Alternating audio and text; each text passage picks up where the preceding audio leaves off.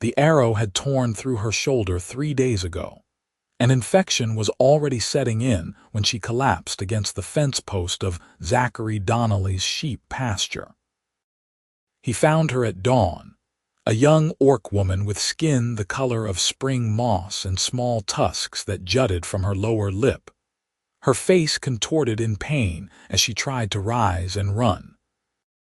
Instead, she'd snarled at him, all defiance despite the fever burning in her eyes, and told him in broken common that she would be gone by nightfall.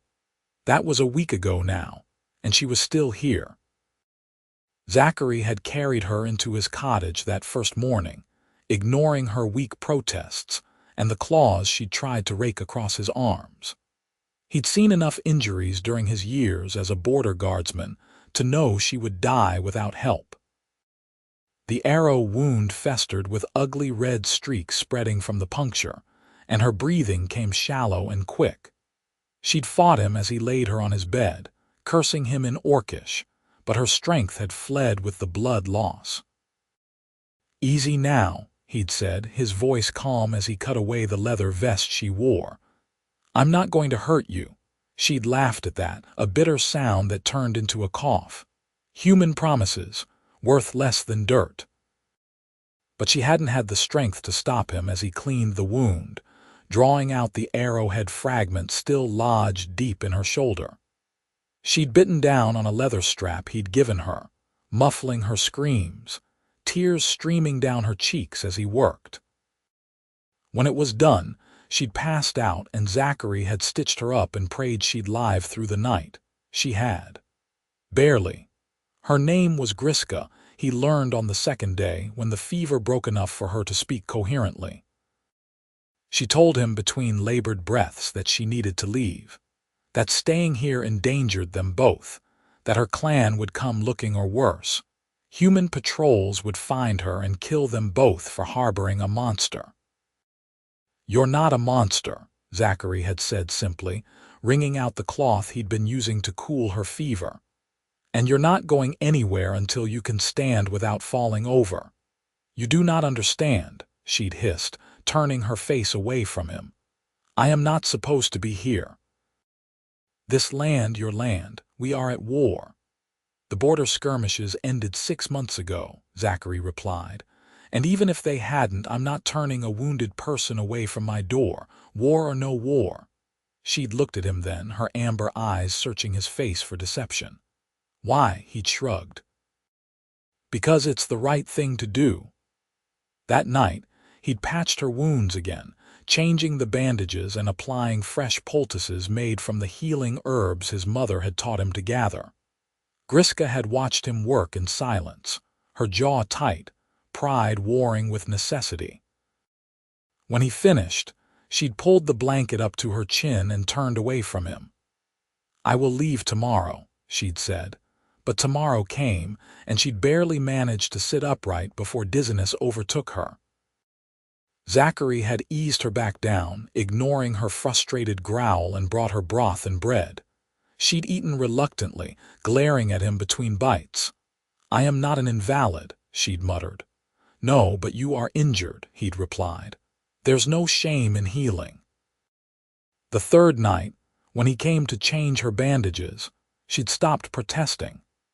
She watched him with those sharp amber eyes as he worked, studying the careful way he cleaned around the stitches, the gentle pressure he used to check for new signs of infection.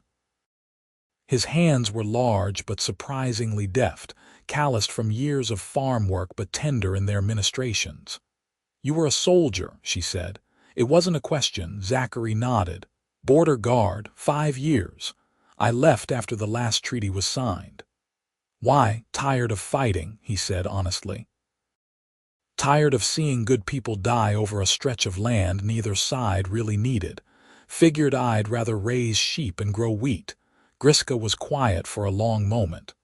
"My brother died at the border," she said finally. "Human arrow through the chest." Zachary's hands stilled. "I'm sorry." "Why?" "You did not kill him." Her voice was hard, but there was pain underneath. "No, but others like me did, and I've killed orcs. I'm not proud of it, but I won't lie about it either. He met her eyes. War makes us do terrible things. I didn't want to be that person anymore. She studied him, and something in her expression softened just a fraction. You are strange, human. Zachary, he corrected. My name is Zachary. Zachary, she repeated slowly, testing the syllables. Strange name. Says the woman named Griska, he replied with a slight smile. For the first time since he'd found her, the corner of her mouth twitched upward. It vanished quickly, but it had been there. The fourth night brought rain, a summer storm that hammered against the cottage roof and sent sheets of water cascading past the windows. Griska was sitting up now, propped against the headboard with pillows Zachary had brought from his own sparse collection. She'd been watching him cook their dinner over the hearth, surprised at the easy competence with which he moved around the small kitchen space. You live alone? She asked. For 3 years now. My parents died of fever the winter before I left the guard. The farm is mine, such as it is. He stirred the pot of stew. It's not much, but it's honest work. No wife, Zachary shook his head. Never found the time. The guard kept me busy, and after that, well. Most women in the village aren't interested in a former soldier who talks to his sheep more than people.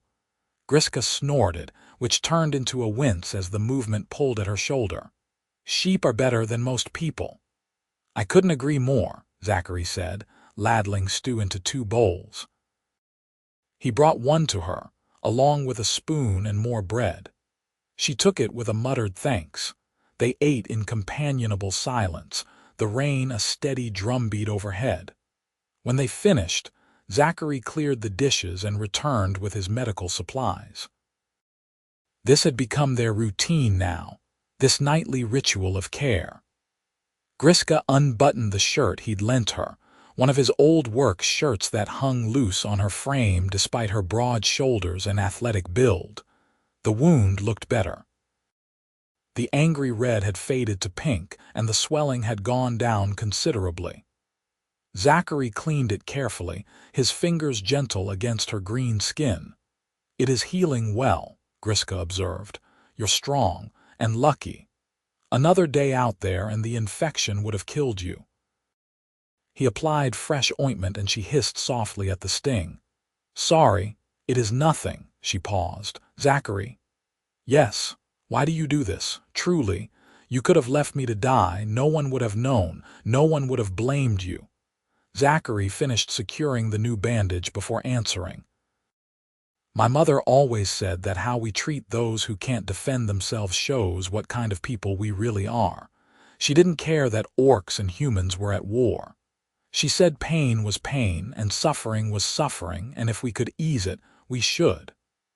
He looked up at Griska. I suppose I believe her.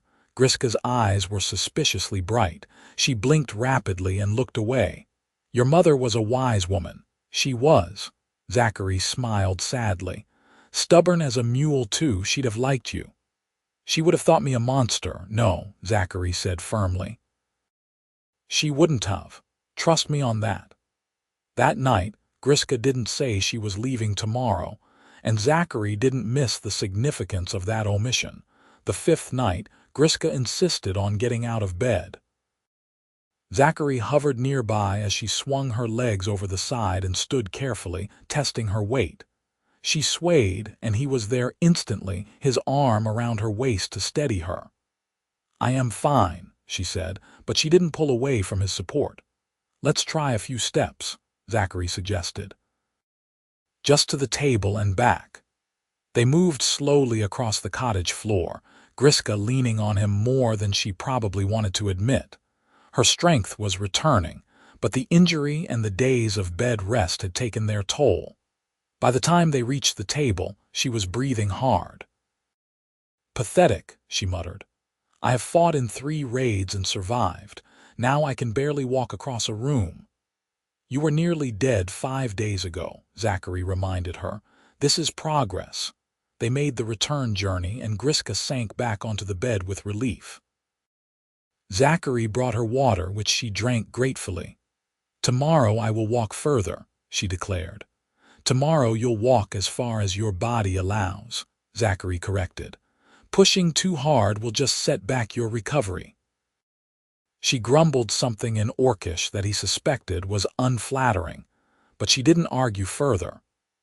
When he came to change her bandages that evening, she helped him, lifting her arm to give him better access, holding the old bandages while he prepared the new ones.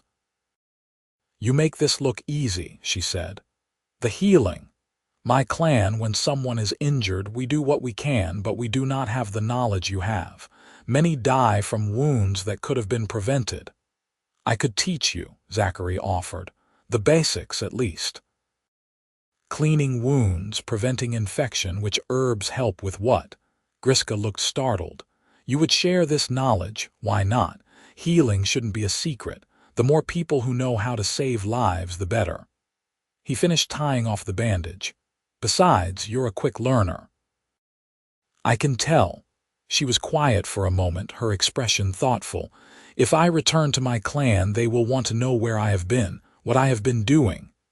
"What will you tell them?" "I do not know." She met his eyes. "The truth would be difficult for them to accept." An orc accepting help from a human, living in a human's home, they would see it as betrayal. "And what do you see it as?" Griska's gaze didn't waver. "Survival, and perhaps something else, something I have not yet found words for." Zachary's heart did something complicated in his chest, but he kept his expression neutral. "You don't have to decide tonight. Heal first. The rest can wait." But as he lay on his bedroll by the hearth that night, listening to Griska's steady breathing from the bed he'd given her, Zachary wondered if either of them were still pretending this was just about healing. The sixth night, Griska walked around the cottage on her own, testing her range of motion. She was still stiff and favored her injured shoulder, but the improvement was remarkable. She'd insisted on helping with dinner, and Zachary had let her chop vegetables while he prepared the meat, working side by side in the small kitchen. "You are a better cook than any orc I know," she said, sampling the stew. "This is actually good." "I'll try not to let that faint praise go to my head," Zachary said dryly. She huffed a laugh. "Orc cooking is practical. Food is fuel. We do not fuss over it the way you do." "Life's too short not to enjoy your meals," Zachary countered. "Besides, I like cooking. It's relaxing." They ate at the table together this time, Griska sitting in the chair rather than the bed, another milestone in her recovery. She told him about her clan, the Stone River tribe that lived in the foothills north of the border. She described their ways with a mixture of pride and something else Zachary couldn't quite identify. Longing, perhaps, or doubt. "You miss them," he observed. "I miss some of them," she admitted. "My sister, my mother, the elders who raised me, but—" She trailed off, staring into her bowl. But I do not miss the constant fighting, the raids, the expectation that I should hate all humans simply because we have always fought. I am tired, Zachary. As tired as you were when you left the border guard." He understood that bone-deep weariness, the kind that came from doing things you didn't believe in just because it was expected. "What were you doing when you got shot?" Griska's jaw tightened. "Running away." "I refused to participate in a raid on a human settlement. The chief said I was a coward. I said I was done killing for no reason. We disagreed. Loudly, I left.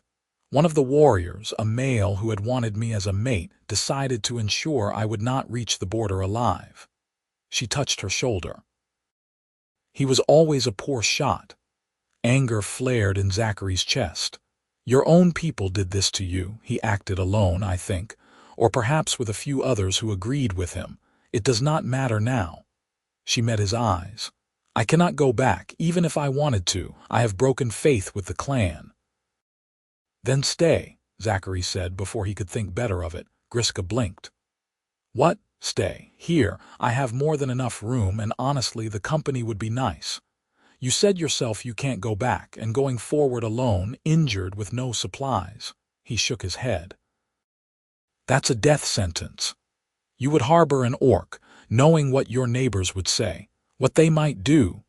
My nearest neighbor is old Ben Thatcher, and he's half-deaf and minds his own business.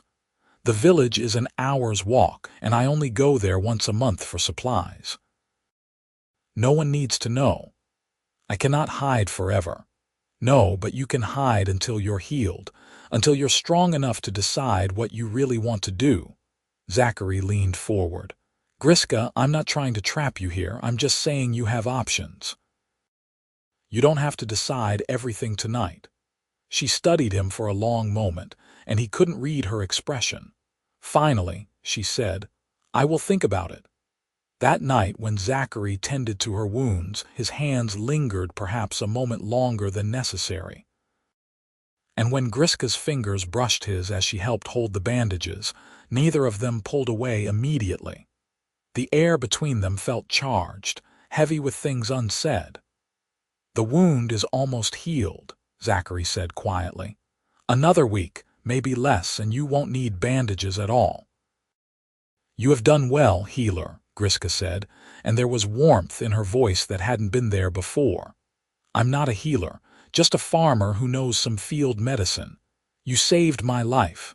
That makes you a healer. Her amber eyes caught the firelight gleaming. That makes you more than I thought any human could be. Zachary swallowed hard. You're not what I expected either. What did you expect? A monster, a savage, maybe, at first. But now I just see you, Griska, a person who's brave and stubborn and stronger than she knows. Something shifted in her expression, softening. She raised one hand, hesitated, then gently touched his cheek. Her palm was warm, calloused from years of combat and hard living, but her touch was feather-light. Thank you, she whispered, for seeing me. Zachary covered her hand with his own. Always. They stayed like that for a moment that stretched like honey, neither wanting to break the connection. Finally, Griska lowered her hand and Zachary stepped back, his heart pounding. Good night, Griska, he managed. Good night, Zachary. He lay awake long into the night, staring at the ceiling, trying to understand what was happening between them. Trying to decide if he was brave enough to let it continue. The seventh night, everything changed. Griska had spent the day helping Zachary with light chores around the farm, insisting that she needed to be useful. They'd fed the sheep together, mended a section of fence, and weeded the vegetable garden. She moved carefully, mindful of her shoulder, but her strength was clearly returning. By evening, they were both tired in a good way, the kind of tired that came from honest work. They prepared dinner together, moving around each other in the small kitchen with an ease that spoke of growing familiarity. Griska accidentally brushed against Zachary's back while reaching for a pot, and she murmured an apology that he waved off with a smile. These small touches had become more frequent, less accidental. Neither of them acknowledged it, but both felt it. After dinner, Zachary prepared to change Griska's bandages one last time. She sat on the edge of the bed, unbuttoning the shirt she wore, and he knelt before her with his supplies. But when he peeled back the old bandages, they both saw what he'd predicted. The wound had closed cleanly, the stitches ready to come out, the skin pink and healthy. It's healed, Zachary said unnecessarily. Yes, Griska agreed quietly. He removed the stitches carefully, a process she bore without flinching. When he finished, he sat back on his heels. You don't need bandages anymore. The wound will be tender for a while, but you're healed. I am healed, she repeated, and there was something heavy in those words. They both knew what this meant. The excuse for her to stay was gone. She was well enough to leave, to make her own way, to decide her future, and yet neither of them moved. I suppose, Griska said slowly, I should think about leaving soon. I suppose you should, Zachary agreed, his voice carefully neutral, if that's what you want. What I want, she said and stopped, started again. What I want is complicated. Zachary stood, putting his medical supplies aside. He should step back, give her space, but instead he found himself standing close enough to feel the warmth radiating from her skin. Complicated how? Griska looked up at him, and there was vulnerability in her eyes he'd never seen before. I told myself I was staying because I was injured, because I needed to heal, but my shoulder has not been the problem for days now, has it? His throat felt tight. No, it hasn't. I have been pretending, she continued, her voice dropping to barely above a whisper. Pretending that I still needed you to care for me, pretending that I had no choice but to stay, because the truth, the real reason I have not left. She took a shaky breath. The truth frightens me. Zachary cupped her face gently, his thumb brushing her cheekbone. What's the truth, Griska? That I do not want to leave, she said, the words tumbling out now. That I wake every morning and think of you, that I watch you work and feel something in my chest I have never felt before. That when you touch me, even just to change bandages, I wish you would never stop touching me. Her hands came up to grip his wrists, holding him there. That I think I am falling in love with you, and I do not know what to do about it. The world seemed to stop. Zachary's heart hammered so hard he was sure she could hear it. You want to know what I think? She nodded wordlessly. I think I started falling for you the moment you snarled at me from the mud, too proud to ask for help even when you were dying. I think every day with you here has been the best day I've had in years. I think the idea of you leaving makes me want to do something stupid like beg you to stay. He leaned down until their foreheads nearly touched. And I think I love you too, completely, terrifyingly, real. Griska made a sound that was half laugh, half sob. We are fools. Probably, Zachary agreed. But I don't care. Do you? Instead of answering, she closed the small distance between them and kissed him. It was tentative at first, both of them learning the shape of each other. Her tusks pressed gently against his upper lip, a reminder of her difference. But Zachary found he loved even that. He loved the way she tasted like the mint tea they'd shared after dinner, the way her hand slid into his hair, the way she made a soft sound when he deepened the kiss. When they finally broke apart, both breathing hard, Griska pressed her face against his neck. I cannot believe this is happening. Believe it, Zachary said, holding her close. You're not going anywhere, not unless you want to. I want to stay, she said fiercely. I want to wake up in your home every day. I want to help with your sheep and your garden. I want to learn everything you will teach me. I want. She pulled back to look at him. I want a life with you if you will have me. If I'll have you, Zachary laughed, joy bubbling up in his chest. Griska, I'd give you everything I have. My home, my land, my heart. It's all yours if you want it. I want it, she said. I want all of it. I want you. They kissed again, slower this time, savoring it. When they parted, Zachary led her to sit beside him on the bed, their hands intertwined.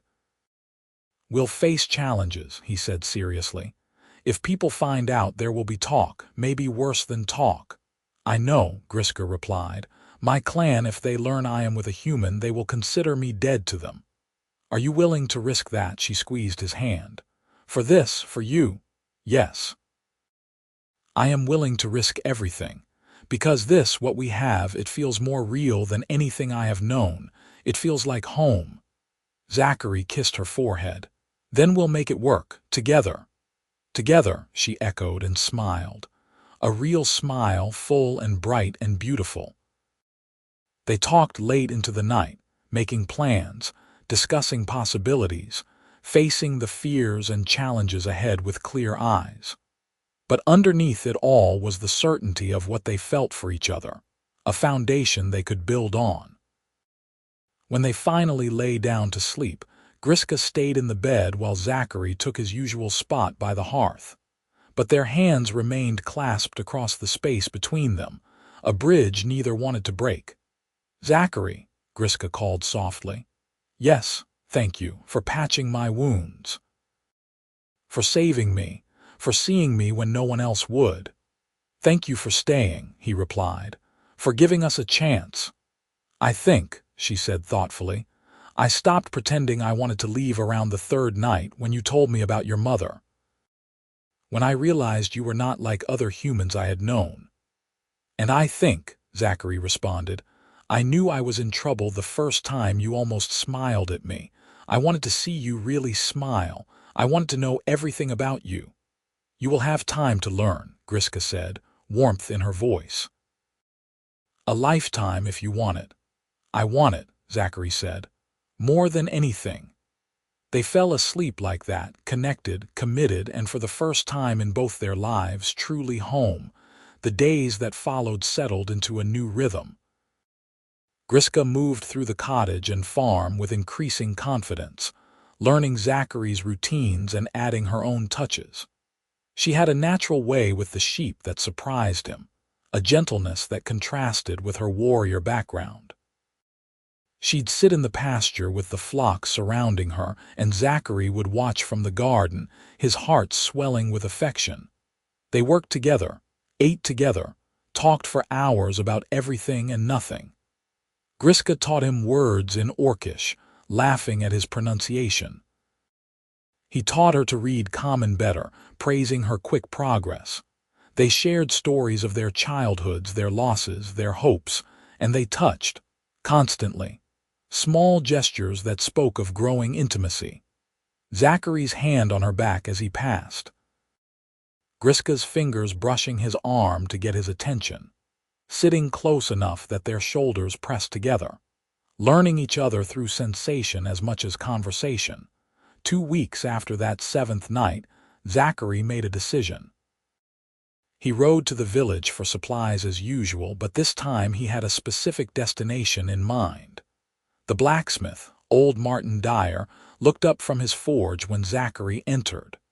"Zachary Donnelly," Martin said in his gravelly voice. "What brings you by? Need new tools." "Something different this time," Zachary said. He pulled a rough sketch from his pocket. "I need you to make me 2 rings, simple bands, nothing fancy but strong, made to last." Martin studied the sketch, then looked at Zachary with raised eyebrows. "Rings, eh? Planning to settle down?"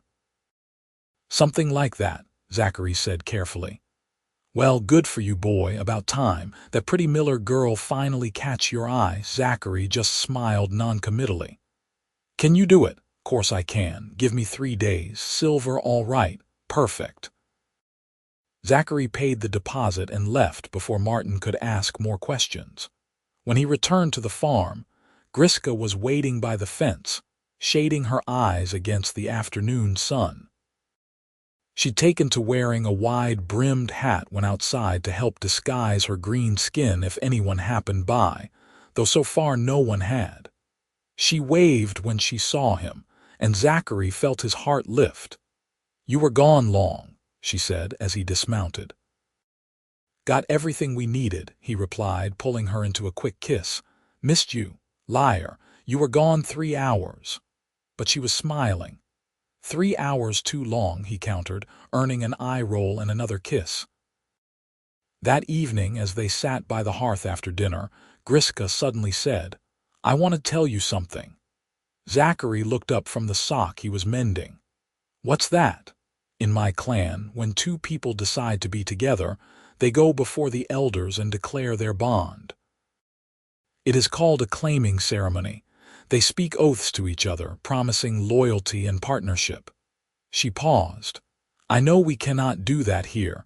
I know we cannot have what my people would call proper." "What would you call proper?" Zachary asked quietly. "Being open about what we are to each other. Not hiding." She looked at him, her amber eyes intense. "I hate that we have to hide this, that if someone saw us together, saw how we look at each other, it would bring danger." Zachary set down his mending and moved to sit beside her on the floor. "I hate it too. But Griska, hiding our relationship doesn't make it less real. We know what we are to each other, that's what matters. Is it enough? For you," he took her hands. "You are enough. More than enough. But if you're asking me if I want to declare to the world that you're mine and I'm yours, then yes. I want that. I want everyone to know." "Then let us do our own ceremony," Griska said suddenly. Just us. Here, we cannot have elders or witnesses, but we can make our oaths to each other. We can claim this bond properly, even if only we know about it. Zachary's throat tightened with emotion. You want to marry me? In your tradition, in any tradition, in all traditions. I want to be bound to you in every way that matters. She gripped his hands tightly. Will you have me, Zachary Donnelly? As your mate, your partner, your wife, by whatever name you use. Yes, he said hoarsely. Yes, Griska, I'll have you in every way you'll let me. And I have something I need to pick up in a few days that will make it official by human tradition too. Her eyes widened. Rings, he nodded. I ordered them today. I was planning to propose properly, but you've beaten me to it. Griska laughed, bright and joyous. Then we will propose to each other, and we will have 2 ceremonies, one your way, one mine. Both ways, Zachary agreed. Covering all our bases.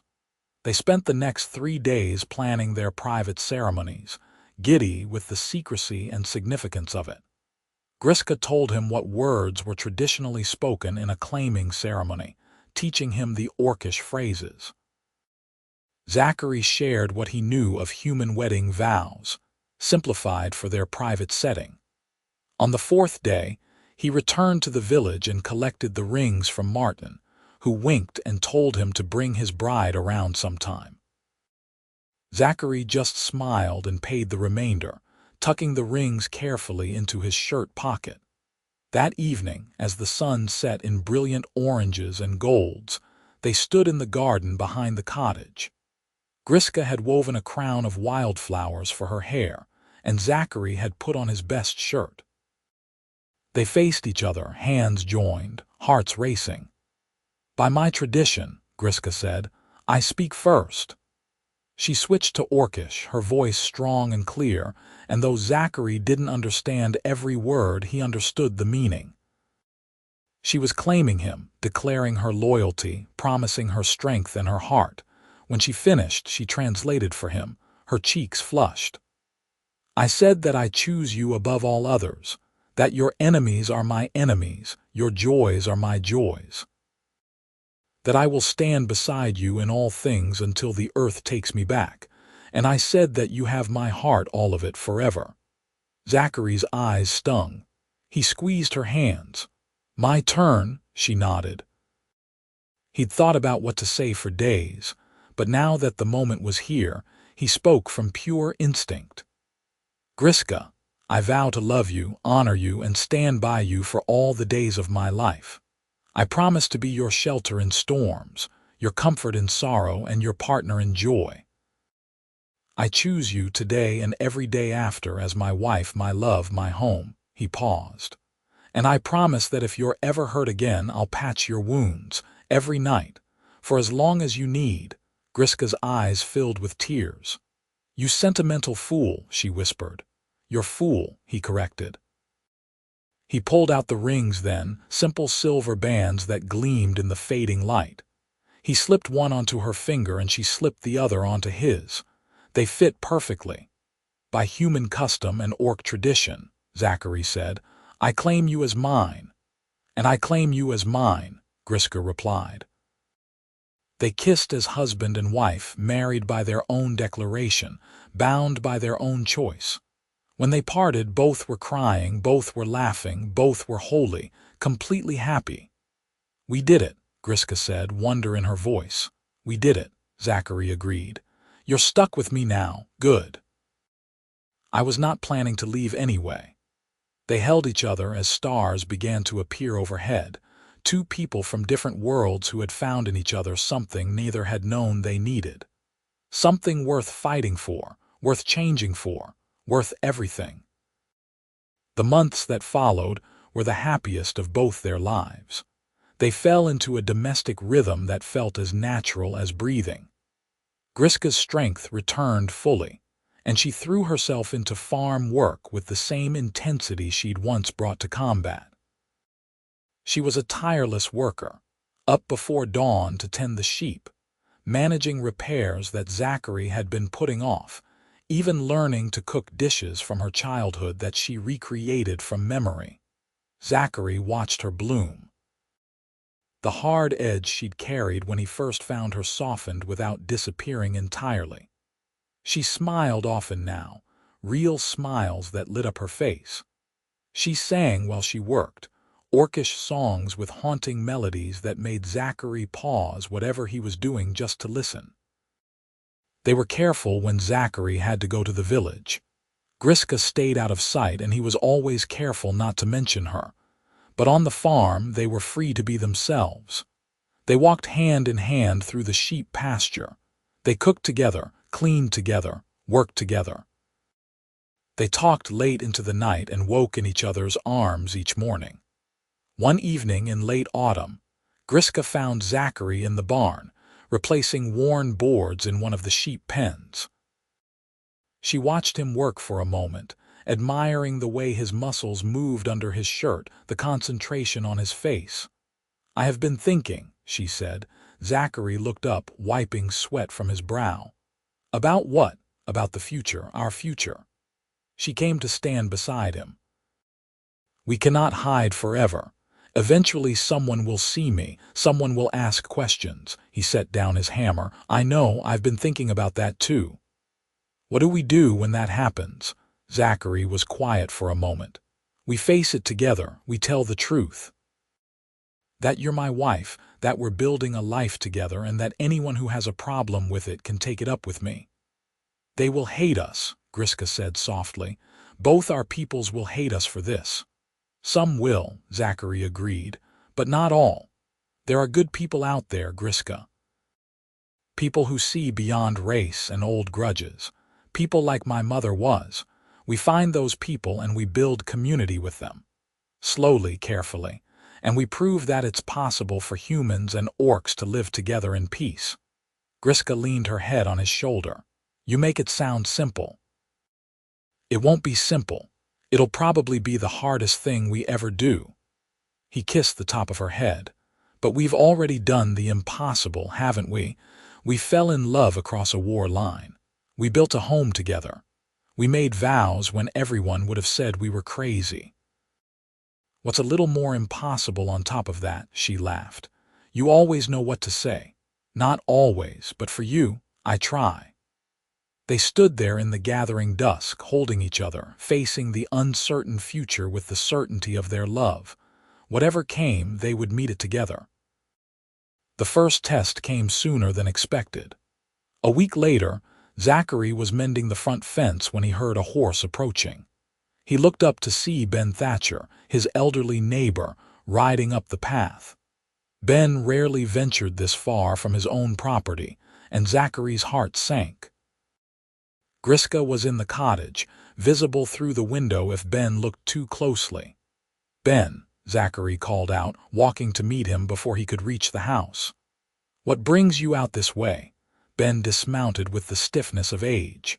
"Thought I'd check on you, boy. Haven't seen you in a while. Wanted to make sure you were all right up here all alone." "I'm fine, Ben. Just busy with the farm." The old man nodded, then his eyes drifted past Zachary to the cottage. "Smoke coming from your chimney is different lately. Smells like someone's cooking regular meals instead of your usual burnt offerings." Zachary forced a laugh. "I've been practicing, following my mother's old recipes." Ben gave him a long look. "Zachary, I may be old and half deaf, but I'm not blind. I've seen signs of someone else living here. Someone who knows their way around a farm." He paused. "Someone who's been fixing things you've left broken for years." Zachary's mind raced. "Ben." "Now, I don't know who she is," Ben continued, "and I don't rightly care. You're a good man, Zachary Donnelly. You were good to your parents, you're good to your land, and you never cause trouble for anyone. If you've taken up with someone, that's your business."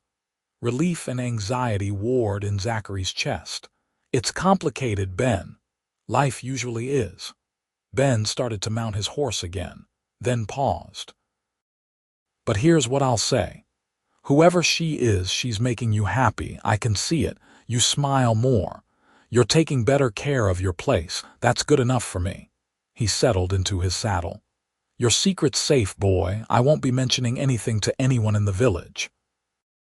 Ben, I don't know what to say. Don't say anything, just be happy, and maybe bring some of those better cooked meals by sometime. My cooking is worse than yours ever was. With that, Ben rode off, leaving Zachary standing in stunned silence. Griska appeared at his elbow. She'd been watching from inside. He knows something, Zachary corrected. But he's not going to tell anyone. Can we trust him? I think so. Ben's always been a man of his word. Zachary pulled her close. But you're right, we can't hide forever. Maybe it's time we started thinking about not hiding. What do you mean? I mean, maybe we start small. Let Ben meet you properly. See if he keeps his word about not telling anyone. If he does, maybe we carefully let one or two other trustworthy people know.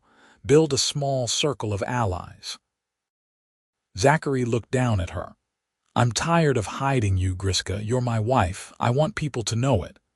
Griska was quiet for a long moment. Then she said, I am afraid. Me too, but we'll be afraid together. She nodded slowly. Then let us start. Let us see if the world is ready for us. The next week, Zachary rode to Ben's property and invited him to dinner.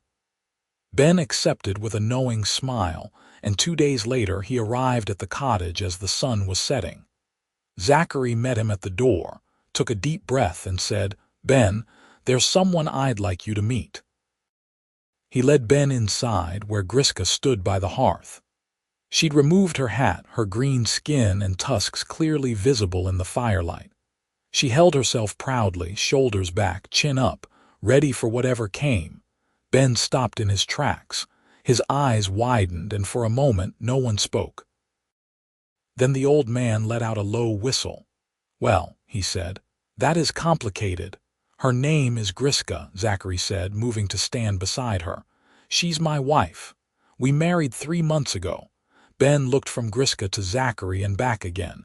Then slowly he smiled. Married an orc woman.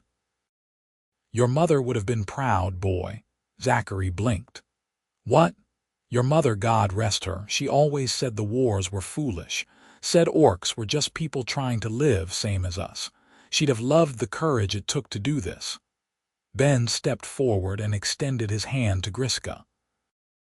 Ben Thatcher, madam, pleased to meet you.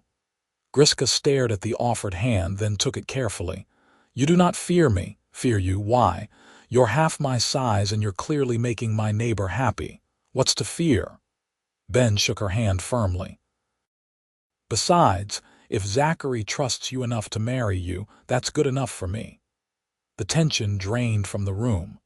Griska's shoulders relaxed, and Zachary felt like he could breathe again.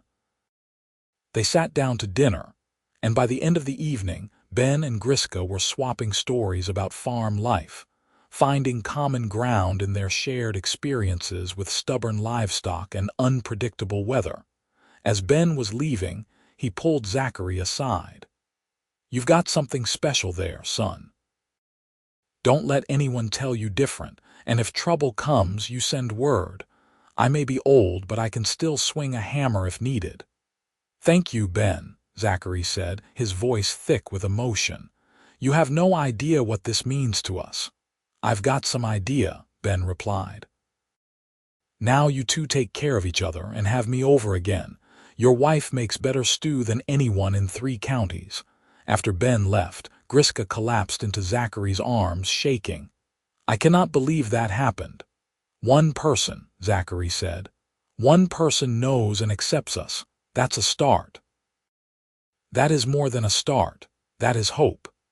They held each other, renewed in their determination to build a life together, out in the open without shame or hiding.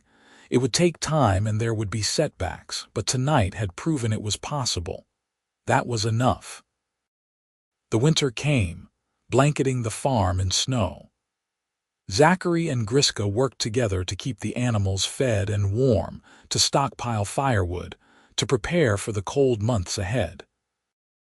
Ben visited twice more, bringing gifts of smoked meat and dried apples, chatting easily with both of them as if it were the most natural thing in the world. On a particularly cold night in midwinter, as they sat by the fire, Griska said, "I want to write to my sister." Zachary looked up from the book he was reading. "Your sister, Marga. She is younger than me by 3 years. We were always close. When I left, I did not get to say goodbye." Griska stared into the flames. "I do not know if she will want to hear from me. I do not know if my letter would even reach her, but I need to try." "Then we'll try," Zachary said. "We'll find a way to get a letter to the Stone River territory, maybe through one of the trading posts on the border. You would do that, even though it might bring danger." "Griska, you left everything behind for this life. Your family, your clan, everything you knew.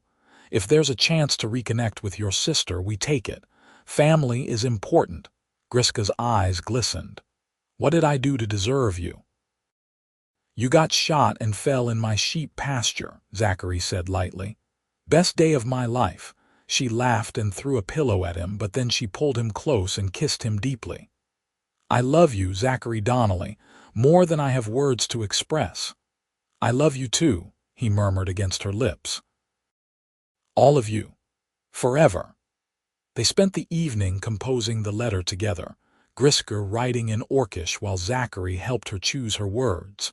She told Marga about meeting Zachary, about falling in love, about finding happiness in an unexpected place. She asked Marga to write back if she could, if she wanted to, if the clan would allow it. She signed it with love and hope, and they sealed it carefully. The next week, Zachary made the journey to the nearest border trading post, a rough establishment where humans and orcs occasionally exchanged goods under tense truces. He found a merchant willing to carry the letter north for a price, and Zachary paid it gladly. "Don't get your hopes up," the merchant warned. "Stone River tribe isn't fond of humans. They might not even deliver it." "Just try," Zachary said. "That's all I ask." He returned home and told Griska it was done. Now they could only wait and hope. Weeks passed. Winter deepened, then began to loosen its grip. The first signs of spring appeared, small green shoots pushing through the last of the snow. Zachary and Griska began planning their spring planting, discussing what crops to try, where to expand the garden. Then, on a bright afternoon in early spring, a figure appeared on the road to the farm. Zachary saw her first and called to Griska, who came running. They stood together, watching as the figure approached, resolving into a young orc woman with bright copper-colored hair and skin a lighter shade of green than Griska's. "Marga," Griska breathed, and then she was running, Zachary following close behind. The sisters met in the middle of the road, crashing together in an embrace that spoke of months of separation and years of shared history. They were both crying, speaking rapidly in Orcish, holding each other like they might disappear. Zachary hung back, giving them space, his own eyes damp. When they finally pulled apart, Griska turned to him, her face radiant with joy. "Zachary, this is my sister Marga. Marga, this is my husband Zachary." Marga looked at him with the same amber eyes as her sister, assessing and cautious. Then she stepped forward and bowed her head slightly. "My sister's letter spoke truly. You have made her happy. For that you have my gratitude and my respect. You're welcome here anytime," Zachary said sincerely. "Any family of Griska's is family of mine." They brought Marga into the cottage, fed her, and listened as she shared news from the clan. It was a mixed report. Some were angry at Griska's defection, calling her a traitor. Others, particularly some of the younger orcs, were curious. The warrior who had shot Griska had been exiled for acting without the chief's order. And Marga herself had faced criticism for maintaining contact, but she didn't care. "I told them you are my sister, and nothing will change that," Marga said fiercely. "If they wish to cast me out too, so be it. Do not throw away your place in the clan for me," Griska said urgently. "I am not." I am choosing to love my sister regardless of who she chooses to love. That is different." Marga looked between them. "Besides, seeing you two together, it gives me hope. If a human and an orc can build this, can love like this, perhaps our peoples can find peace someday." "That's what we hope," Zachary said. "We're trying to prove it's possible one day at a time." Marga stayed for 3 days, learning about their life together, sharing meals and stories, helping with farm chores. She and Zachary found an easy rapport, and by the time she left, she hugged him as warmly as she hugged her sister. "Take care of her," Marga told him. "With my life," Zachary promised. "And you," Marga said to Griska, "take care of him. He is good. Do not let the world make you hard to each other." "Never," Griska vowed. After Marga left, Griska was quiet for a long time, staring out the window at the road she'd taken. Finally, she said, "I have my sister back. I did not think that would ever be possible." "Love finds a way," Zachary said, wrapping his arms around her from behind. "We're proof of that." "We are," she agreed, leaning back against him.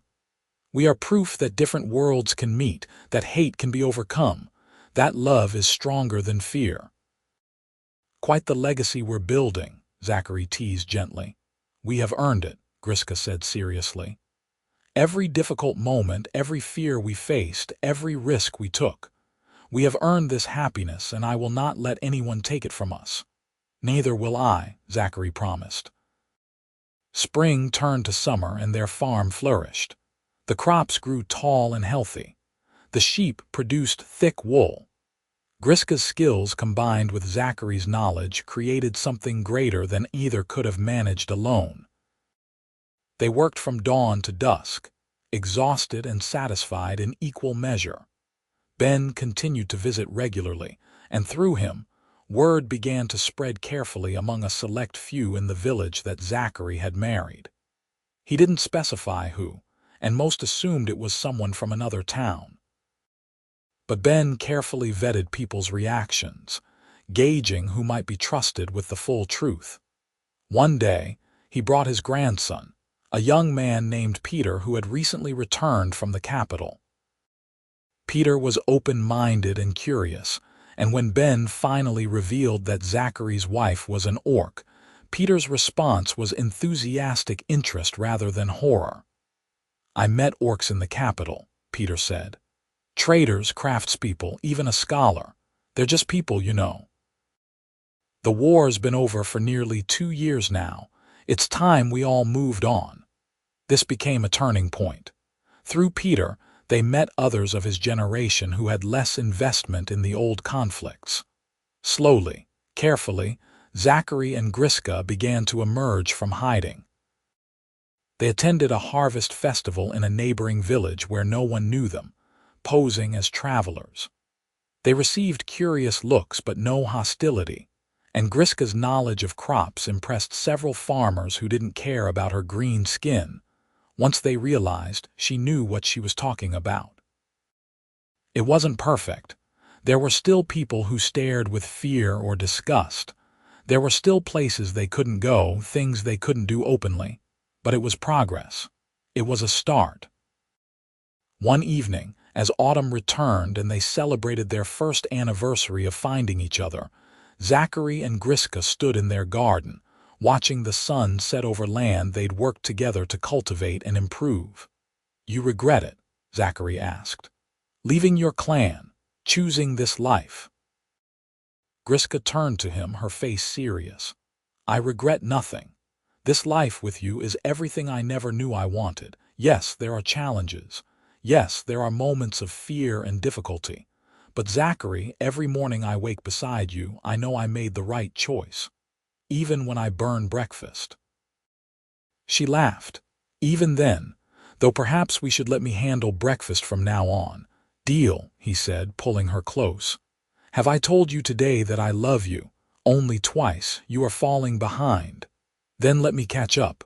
I love you, Griska. I love your strength and your courage.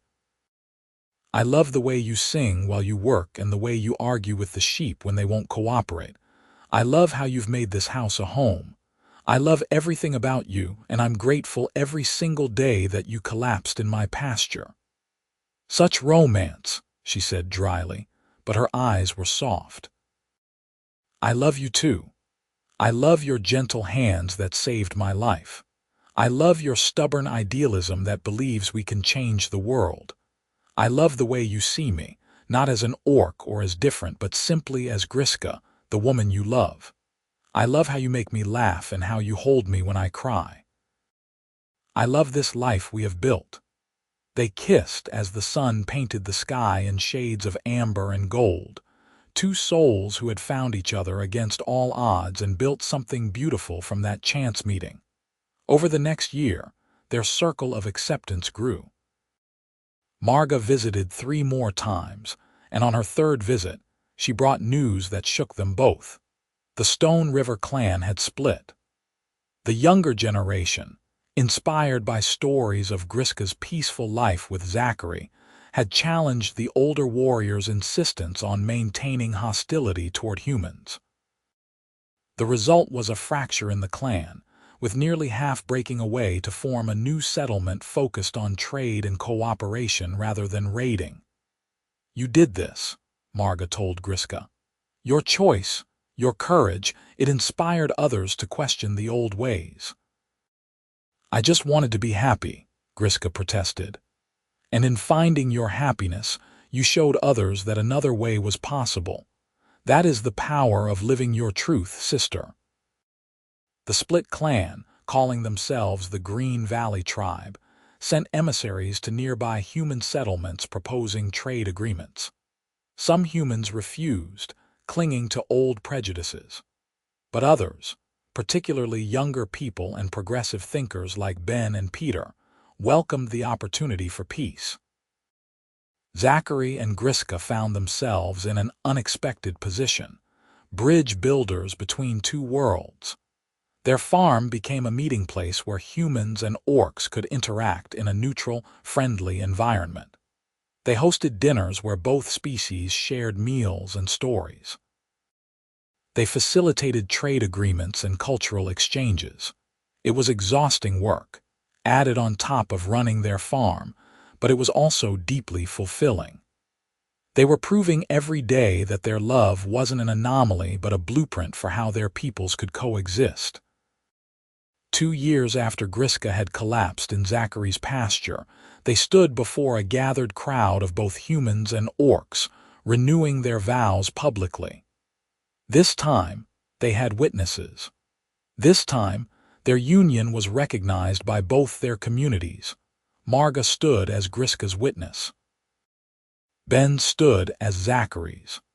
The ceremony blended orc and human traditions, with Griska speaking her claiming words in Orcish while Zachary spoke his vows in common, then each translating for the other. When they exchanged rings again, the same simple silver bands they'd given each other in private 2 years before, there wasn't a dry eye in the crowd. "I claim you," Griska said, her voice ringing clear and strong. "In front of our families, our friends, our worlds. I claim you as my mate, my love, my forever." "And I vow to love and cherish you," Zachary replied, his hand steady on hers. "Before these witnesses, before the world, I take you as my wife, from this day until my last day." They kissed to cheers and applause, and the celebration that followed was raucous and joyful, humans and orcs dancing together, sharing food and drink, building friendships that would shape the future of the region. As the party continued into the night, Zachary and Griska slipped away for a moment of quiet. They walked to the pasture where he'd first found her, standing at the very fence post where she'd collapsed. "Sometimes I cannot believe this is real," Griska said softly. "That we are here together, accepted, building something larger than ourselves." "It's real," Zachary assured her. "Every beautiful, impossible bit of it, and it started right here with you too stubborn to die and me too stubborn to let you." "You patched my wounds," Griska said, echoing that first week. "Every night, even when I said I would leave." "And you stayed," Zachary replied. even when you stopped pretending you wanted to go. I never really wanted to leave, she admitted. I think I knew from that very first night when you told me about your mother that I had found something precious, someone precious. I was just too afraid to admit it. I'm glad you stopped being afraid. I am still afraid sometimes, Griska said honestly. Afraid that something will happen to destroy what we have built, that the world will turn against us again, that I will wake up and this will all have been a dream. Zachary pulled her close, kissing her forehead. Then I'll spend every day proving it's real. Reminding you that we're here, we're together, and we're never going to stop fighting for this. For us. For us, Griska echoed. I like the sound of that. They stood there in the moonlight, the sounds of celebration drifting from the cottage, two people from different worlds who had become one family. Their journey hadn't been easy, and it wouldn't always be smooth going forward. But they had proven something fundamental. That love could bridge any divide, that understanding could overcome prejudice, and that two people willing to fight for each other could change the world around them. Years later, they would tell their story to others who needed hope. They would speak of those first 7 nights when trust was built through the simple act of caring for someone who needed help. They would describe how wounds, both physical and emotional, could heal with patience and love. They would laugh about how Griska had kept insisting she was leaving while making no actual effort to go. But mostly, they would simply live their lives together, tending their farm, hosting their friends from both communities, and proving every single day that their love was real, valid, and strong enough to weather any storm. On their 5th anniversary, standing in the garden they'd expanded and improved together, Zachary said, "Do you remember what you told me that 7th night? About pretending?" "I remember," Griska said, smiling. "I remember admitting that I had stopped pretending I wanted to leave. That I wanted to stay with you, that I was falling in love. Best thing anyone ever said to me," Zachary told her. "The moment I knew that everything was going to be all right. The moment we both stopped pretending and started living," Griska agreed. "When we chose each other over fear, over prejudice, over everything that said we should not be together. And we've been choosing each other every day since," Zachary said, pulling her into his arms. "Today, tomorrow, and every day after that."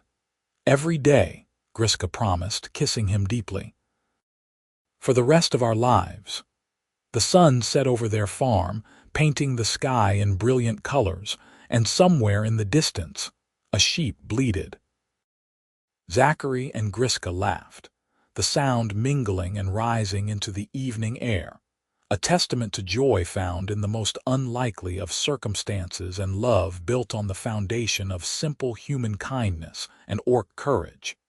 They had started with 7 nights of wound tending and reluctant trust. They had built from that foundation a life neither had imagined possible. And they would continue building, day by day, choice by choice, always together, always fighting for the world they believed could exist. Because that was what love did. It healed wounds, built bridges, and transformed the impossible into reality. And Zachary and Griska were living proof that sometimes the most powerful force in any world, human or orc or otherwise, was simply choosing to care for someone who needed it and letting that care grow into something boundless. Their story would be told for generations, a tale of the human healer and the orc warrior who found each other across a divide of war and prejudice and built a love strong enough to change their world. But for Zachary and Griska, it was simply their life, their choice, their happiness. And it was more than enough. It was everything.